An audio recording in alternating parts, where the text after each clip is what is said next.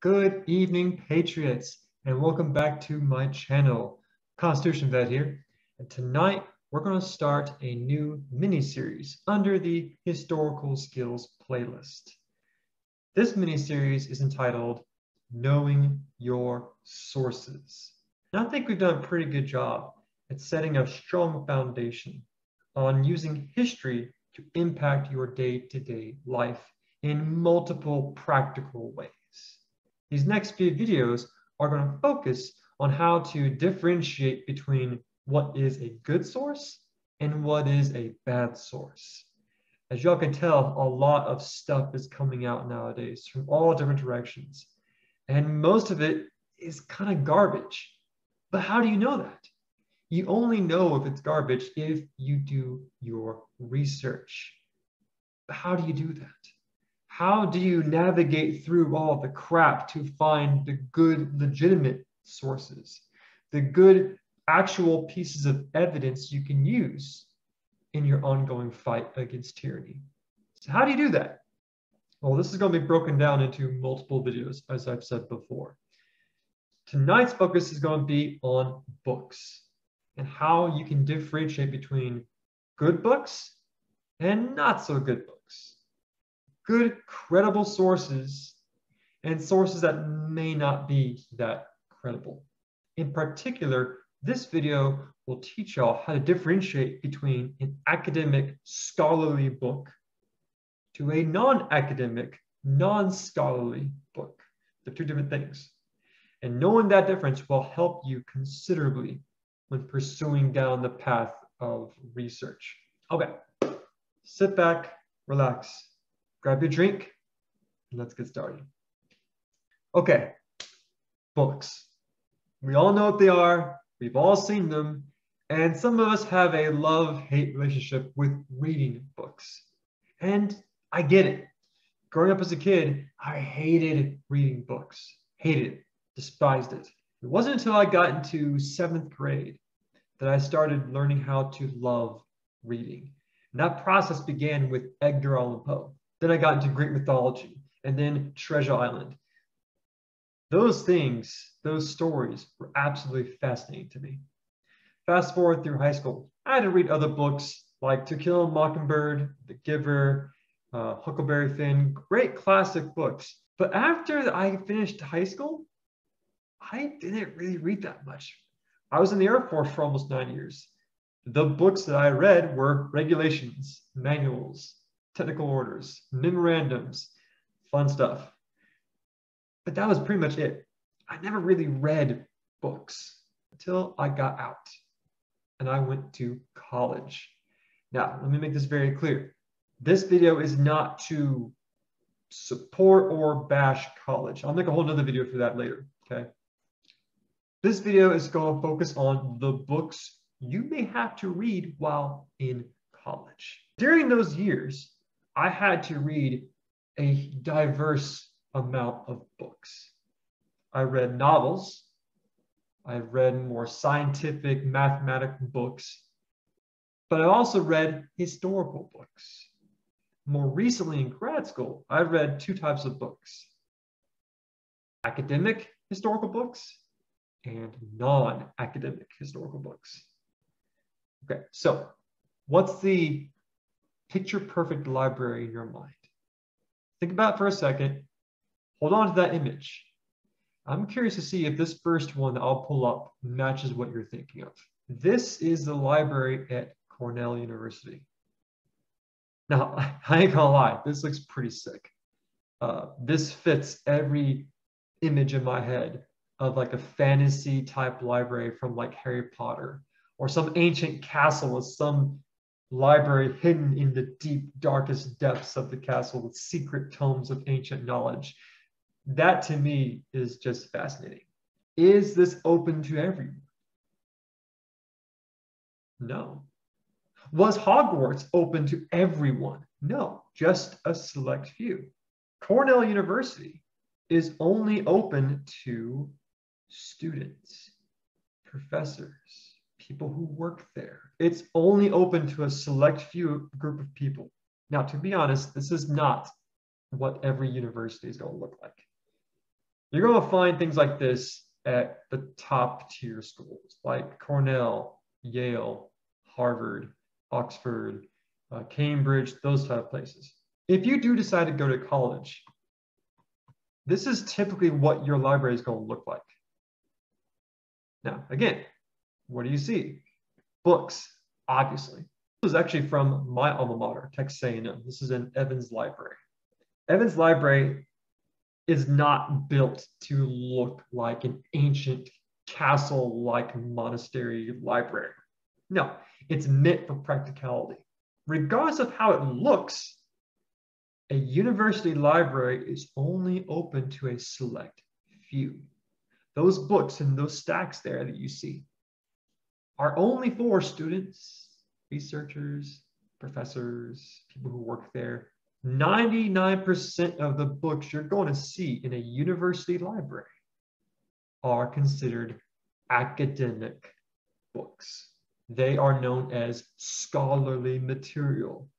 Now, the next thing I want to show you is what most people think of when they hear the word books. Barnes & Noble. This is not to trash universities or Barnes & Noble, not at all. But most people get their books from places like this. Barnes & Noble, I think Sam Goody had books. Half-price books, there you go. I love half-price books. Those places are not universities. They're not colleges. They're not these beautiful castle-like places. No, these places are for the masses. They're for everyone. They're not for a select few. Anyone can walk into Barnes & Noble, buy a book, done. You don't need to pay tuition. You don't need to pay room and board. You don't need to pay to go in. You can just go in and get the material and go. These are typically not considered academic books. These are non-academic books. These are non-scholarly books. 99% of the books you're going to see here are not academic. So now that I've shown you the environments of academic books and non-academic books, well, what do those books actually look like? How can I tell? Let's find out together. What you're seeing here is my Google library. Now, I have actual books in my classroom, but sometimes I didn't have enough money to actually buy the real book.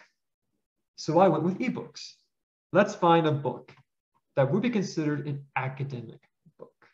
Let's use a topic that I'm very passionate about, Texas history. War of a Thousand Deserts by Brian DeLay is a book that focuses on the US-Mexican War.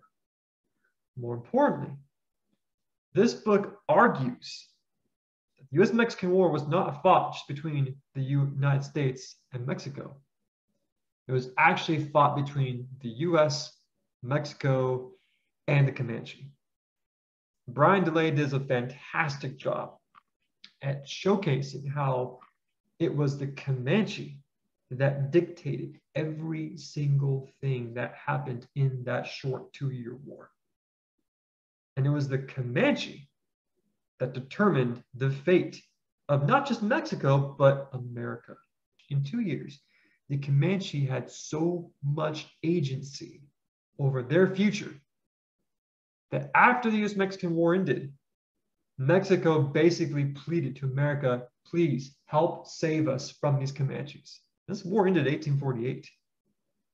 Long after the Civil War, 1860s, even into 1870.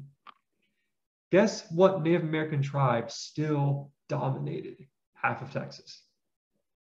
The Comanche. So now you have that very brief synopsis. What makes this an academic book?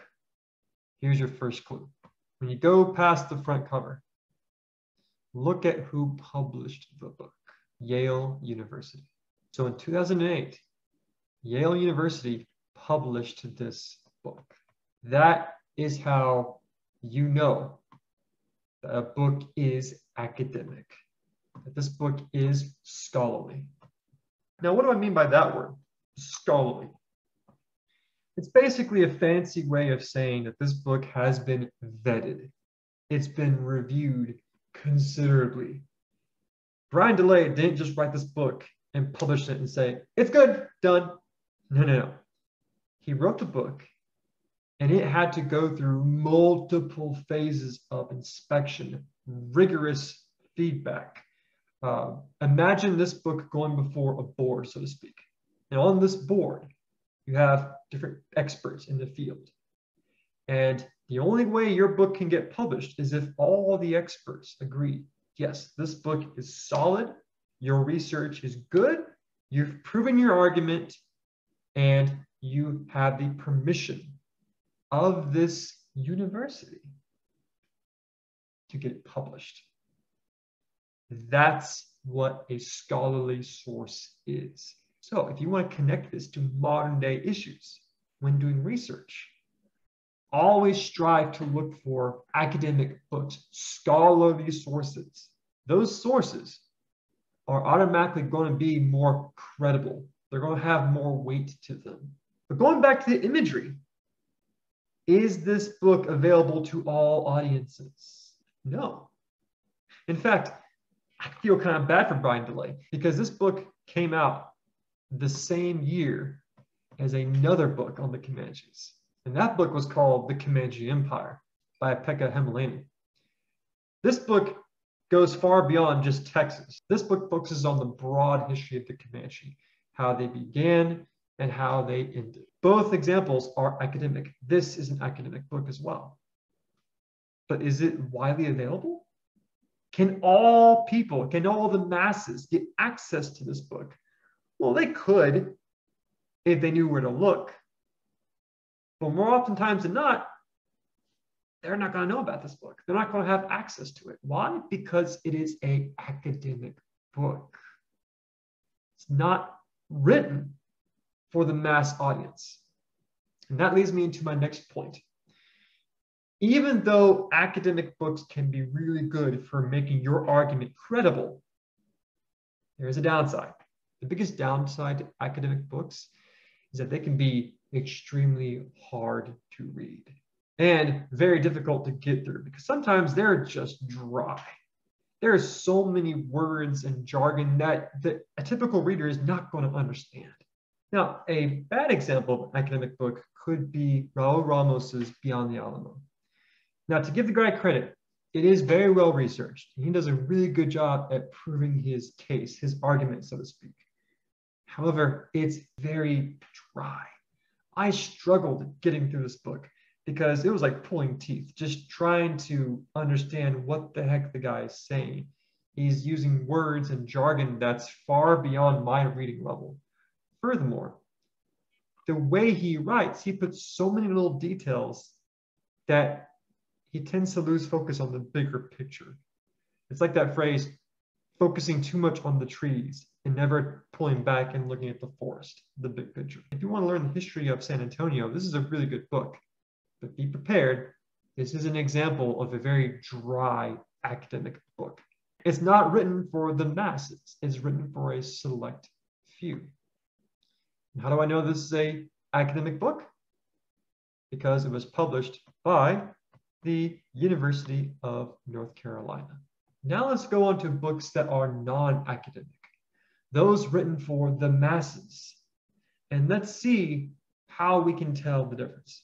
Back onto my love of Texas history, let's take a look at Empire of the Summer Moon, written by S.C. Gwynne. This is a very well documented and researched book. S.C. Gwynne did his homework.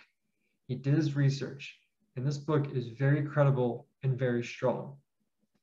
However, a lot of academics, historians, tend to look at books like this with kind of like a sneer, like, oh, it's not an academic book. Well, then we're not going to put as much value on that as we do War of a Thousand Deserts, even though they're both about the Comanches. This book focuses on multiple things. It talks about the history of Texas, the Texas Rangers, as well as the Comanches.